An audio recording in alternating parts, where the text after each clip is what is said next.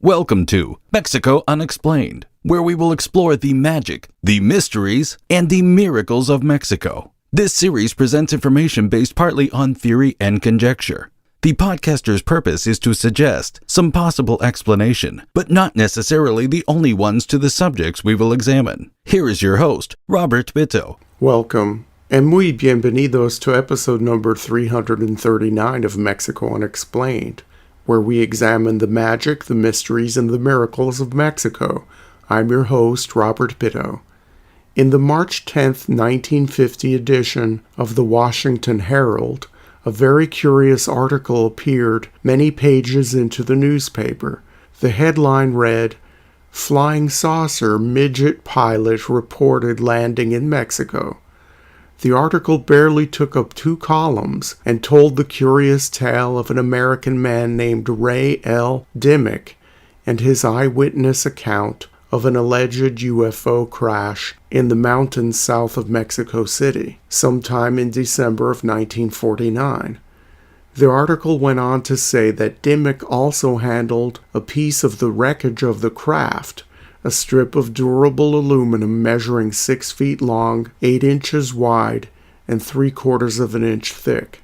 This brief newspaper piece concluded with an official statement from Colonel Joseph Anderson, Assistant U.S. Military Attaché stationed at the American Embassy in Mexico City. He said of Dimmick's report, quote, "It's beyond me. I have not heard of any such thing nor seen it. And were it true, I feel positive I would have been informed by the Mexican Defense Ministry since we are in closest touch with them." End quote. The article was sent across the Associated Press wires, and several newspapers across the United States picked up the story. Some Mexican newspapers at the time also reported on the incident. These included Novedades, Excelsior, La Prensa, El Nacional, El Universal, Últimas Noticias, and El Mercurio, to name a few. The story resurfaced in the pulp UFO press in the 1970s on both sides of the border. During the 70s, more investigations were conducted on this incident. Some new pieces of information, and possibly some embellishments, were added to the story. This early saucer crash picked up a little traction in the early 2000s with the advent of the blog, with now defunct websites giving the story some play. All this telling and retelling of the story over many decades makes the job of untangling it all the more difficult. First, let's start with some context. This event happened in December of 1949. Which was over 2 years after the famous Roswell incident, during which a flying saucer supposedly crashed in the deserts of New Mexico, and its wreckage and occupants were allegedly whisked away by the U.S. military. This Mexico City crash was reported just a few months after the famous article in True magazine, in which Major Donald Kehoe, a U.S. Marine aviator, first theorized publicly that the flying saucer phenomenon was extraterrestrial in origin. Later in 1950, Kehoe would author a book titled "The Flying Saucers Are Real." The Mexico City incident happened more than 2 years before the famous UFO sightings over Washington, D.C. in July of 1952. The 1952 U.S. Capitol UFO flap is not to be confused with the 1956 movie Earth vs. the Flying Saucers, which depicted memorable scenes of UFOs over Washington. So, this 1949 alleged saucer crash outside of Mexico City is one of the earliest of its kind ever reported. To add a little bit more to the context, during this time, the new phenomenon of flying saucers was generating a lot of interest in the United States, and people across the Rio Grande began searching for the famous objects that had been seen in North American skies. When Mexicans saw weather balloons or Venus above them, they thought without hesitation that they were seeing the famous flying saucers.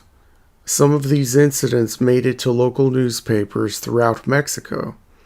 It is strange, though, that the first newspaper to pick up on the alleged saucer crash outside of Mexico City in late 1949 was the Denver Post, and most of the details about this event have come to us from non-Mexicans.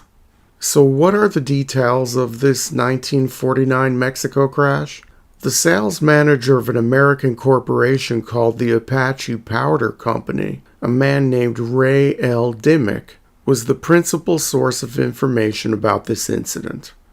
Dimmick was described in many articles as being an amateur golfer and was in Mexico City on a business trip when the event occurred. Among the remains of the metallic wreckage found 30 miles south of Mexico City was the body of a humanoid, about 64 centimeters tall, which is barely more than 2 feet. The humanoid had a large head and small body. The supposed alien had sustained severe injuries and died from the impact. The saucer was about 45 feet in diameter and was powered by 2 motors. It was constructed of a very durable aluminum. Mexican military authorities cordoned off the area and recovered the remains. Everything found at the crash site was taken to a nearby Mexican military base. Researchers theorize that the base was Campo Militar Número 1, which was outside of Mexico City in 1949 and is now considered part of the Mexico City metropolitan area. The day after the first article appeared in the U.S. papers, Dimmick retracted part of his story. He admitted that he hadn't actually seen the saucer. He claimed that the story had been told to him by 2 of his associates in Mexico City. One of the men was said to be American, and the other was either Chilean or Ecuadorian. Dimmick said he would only reveal their names if directed to by the authorities. The only thing Dimmick said he had seen was the metal strip mentioned earlier. Dimmick claimed that some members of the U.S. military had seen the object. Quote, "But for military security reasons, the whole thing has been kept secret." End quote. In Washington, D.C., the highest-ranking military official in the U.S. Air Force claimed to know nothing about this matter and declared, quote, "If any American military person saw the object, he will have to make a report." End quote. No report was forthcoming. Later, Dimmick stated, quote, "I think the government has taken a clear position. But if you don't want to discuss this issue for security reasons, why do you say it's not true?" End quote. Years later, Raymond E. Fowler, in an April 1976 article of Official UFO magazine, said he had located a former employee of United States Naval Intelligence who claimed to have been sent to Mexico to investigate Dimmick's story.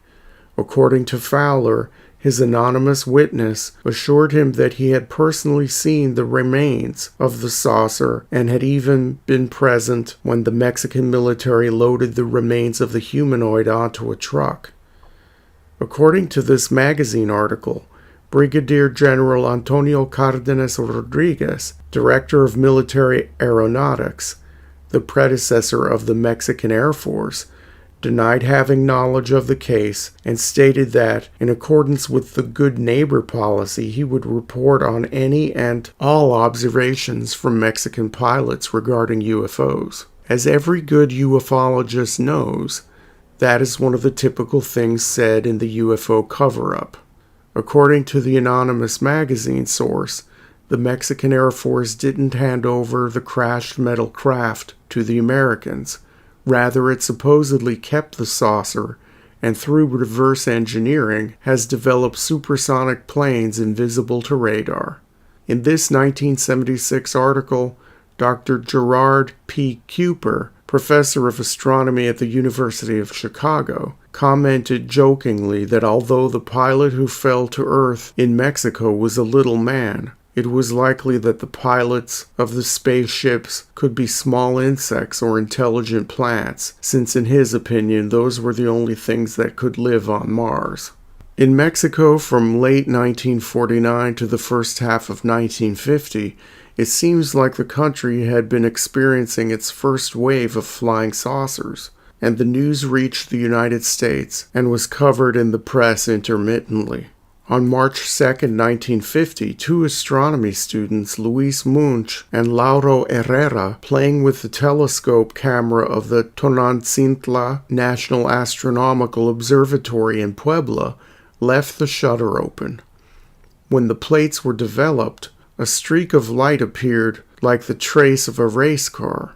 The photograph was published in the Excelsior newspaper, and the report of the event and the photo as well were published in True magazine north of the border.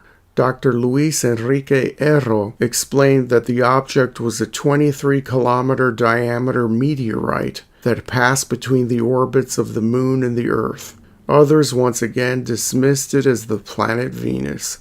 The lack of more data prevents researchers from exploring other options, but many at the time stated openly that, undoubtedly, it was an extraterrestrial spacecraft.